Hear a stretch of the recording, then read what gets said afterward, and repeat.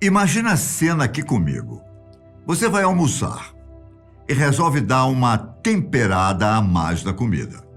Pega um limão, que comprou há 2 dias no mercado, corta e espreme do jeito que imagina. Pode ser um suco também, não tem problema.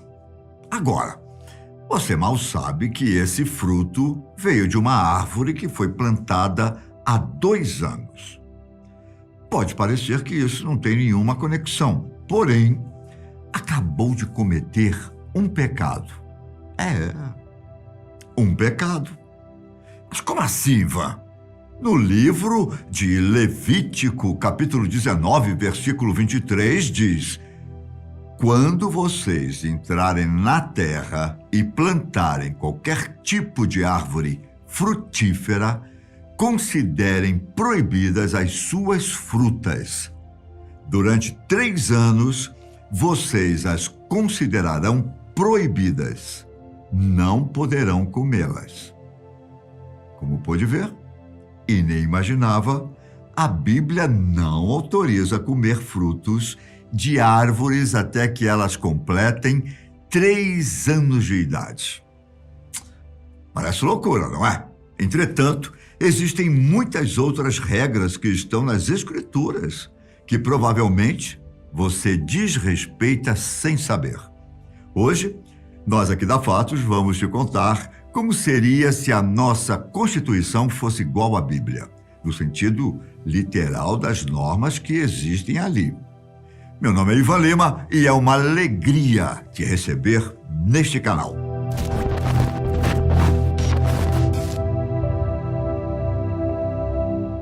Antes de tudo, é importante dizer que há uma enorme discussão teológica dentro do cristianismo sobre o assunto. A pergunta é, afinal, a vinda de Jesus revogou ou não as leis do Velho Testamento? Isso é importante porque a maioria das regras que estão descontextualizadas dos tempos modernos na palavra de Deus vem da primeira parte do texto. Há quem diga que Jesus revogou a lei antiga e tem gente que acredita que certas coisas ainda devem ser levadas em consideração.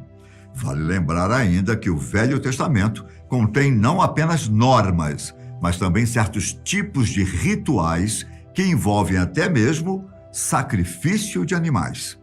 Bom, como sempre fazemos quando discutimos algum assunto do tipo, reforçamos que a Fatos acredita e promove a liberdade religiosa. Nosso conteúdo é puramente informativo, uma comparação do que é proibido pelo Antigo Testamento, mas que fazemos nos dias modernos sem perceber.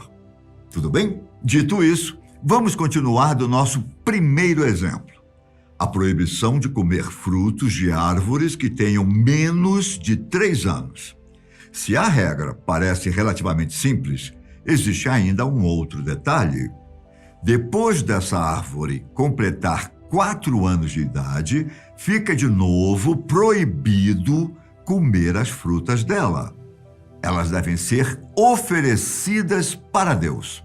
Bem, essa questão não é tão, como poderíamos chamar, espinhosa, se comparada com outras. É muito fácil entrar em aspectos da nossa cultura moderna que desrespeitam as leis antigas. Um exemplo que vem se tornando cada vez mais comum é o da tatuagem. Hoje, não sei nem se é exagero dizer que praticamente todo mundo tem uma. Porém, a Bíblia, em mais de um trecho, proíbe que se faça. E não é só tatuagem. Em Levítico, capítulo 19, versículo 27, é ordenado: não cortem o cabelo e nem façam suas barbas. Imagine se as Escrituras, em seu sentido mais literal, virassem a Constituição. Você poderia ser preso caso quisesse fazer o corte que está mais na moda. O livro sagrado também dita sobre o vestuário da mulher, que deve ser escolhido com pudor e modéstia. Fora das aparências, existem ainda outras regras que mudariam totalmente o nosso convívio social, caso fossem aplicadas. Você, por exemplo, trabalha aos sábados? Se sim, teria que ser morto, infelizmente. Em Êxodo, capítulo 35, versículo 2, diz assim: em 6 dias qualquer trabalho poderá ser feito, mas o 7º dia lhe será santo, um sábado de descanso consagrado ao Senhor. Todo aquele que trabalhar nesse dia terá que ser morto. Você pode já ter conhecido algum seguidor de igreja adventista do 7º dia, que cumpre essa regra. O direito religioso dessas pessoas de guardarem esse dia da semana é respeitado e garantido pela lei no Brasil. Outra situação envolvendo o sexo feminino é a menstruação. Não é exatamente proibida, afinal seria impossível. Mas uma mulher nesse estado é tratada de uma maneira um tanto quanto estranha. De acordo com o Velho Testamento, quem se encontra assim está em uma fase impura. Ninguém pode tocá-la, nem mesmo sentar na mesma cadeira em que ela esteve. Provavelmente, as mulheres seriam as que mais sofreriam caso a Bíblia fosse interpretada em sentido literal. No caso delas cometerem adultério, por exemplo, se conseguissem sobreviver à pena de apedrejamento, o que só aconteceria por desejo divino, teriam que beber água suja e contaminada. Esse último castigo seria para causar um aborto, segundo a crença da época. Há outros pontos polêmicos na primeira metade do livro sagrado. Eles não envolvem exatamente proibir algo, mas sim regularizar, como podemos dizer, coisas que são rejeitadas na sociedade de hoje. Tem uma regra complexa e polêmica. Ela trata de um assunto delicado, o estupro, que nas leis atuais é tratado com o máximo rigor possível. Na Bíblia, no Velho Testamento, funciona assim: caso uma virgem faça sexo na cidade e ninguém ouvir gritos dessa moça, significaria, portanto, que houve consentimento. Logo, se fosse descoberto o fato, tanto a mulher quanto o homem seriam considerados culpados pelo crime da prática de ato sexual fora do casamento. Se ocorresse no campo, como poderia ser um lugar isolado, apenas o homem seria culpado. Vale lembrar, antes de entrar no próximo tópico, que, tirando a visão religiosa que se tem da Bíblia, é um fato histórico que ela contém uma série de regras baseadas na moralidade daquela época. Por exemplo, a escravidão em tempos remotos era normal. E os textos bíblicos, seguindo esses passos, falam sobre ela também.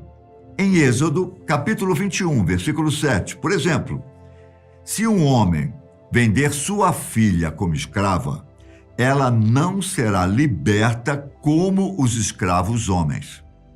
Como você pode ver, nesse caso é permitido se vender até mesmo a filha. No mesmo livro, existem mais regras sobre a escravidão.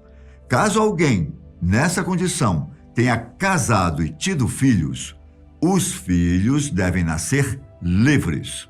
Outro ponto: não é permitido escravizar pessoas da própria terra, só de terras estrangeiras. O período de escravidão é de, no máximo, 6 anos. Há também um pequeno manual sobre os limites do poder do dono do escravo. Caso, por exemplo, você puna um servo e ele acabe perdendo a visão, deve ser liberado. Não é permitido também que se mate os escravos, porém punições físicas estão autorizadas. Por mais polêmico que seja, é necessário entender o contexto em que foi escrito o livro. Além disso, como eu já falei nesse vídeo, existe a linha do cristianismo que aceita que o Velho Testamento tenha sido revogado por Cristo. Afinal, você não vê muitas pessoas por aí defendendo a escravidão só porque ela está na Bíblia, não é mesmo? Continuando nossa linha de proibições esquisitas contidas nas Escrituras e adicionando ainda algumas outras informações. Por exemplo, você sabia que os judeus, principalmente os mais conservadores, seguem boa parte das linhas escritas no Velho Testamento?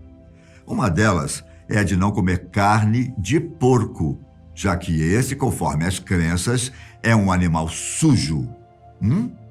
Aquela bistequinha ou aquela costela de porco que você tanto ama é pecado na Bíblia. Assim como, acredite ou não, comer frutos do mar. Em Levítico, capítulo 11, versículo 10, fica proibido que se coma qualquer coisa que venha da água que não contenha barbatanas e escamas. Ou seja, tchau, camarão e ostra. Existe ainda, como eu já disse, rituais que são feitos por seguidores de Deus. Em um deles, Moisés, que foi o responsável por livrar o povo judeu da escravidão no Egito, pede para que matem e drenem 12 bois. O sangue é colocado em uma espécie de balde e, acredite ou não, metade dele é jogado no público que assiste à cerimônia. Acontecem outras coisas nesse ritual. Pedaços de bichos são queimados na fogueira, enquanto os rins de carneiros são esfregados em participantes. Tudo isso para Deus. Agora, imagine todas essas coisas que eu citei sendo nossas leis e regras atualmente. Vale lembrar, entrando num campo fora da religião, que ter uma legislação baseada em um livro sagrado seria péssimo para a visão que o mundo teria de nós. Dentro da área da diplomacia, seríamos como um Irã e um Afeganistão, um país fundamentalista religioso. Mais uma vez, antes de ir embora, eu reitero o que repeti algumas vezes aqui. Nós, da Fatos, acreditamos em liberdade religiosa e respeitamos os direitos das pessoas de crerem em qualquer livro sagrado que deseja. Ok? Agora me diz, e você? O que acha disso? Acha que o Brasil seria um lugar melhor se levássemos a religião mais a sério? Ou precisamos focar em melhorar as leis que foram criadas para esses tempos modernos, hein? Conta pra gente sua opinião nos comentários, ela é muito importante.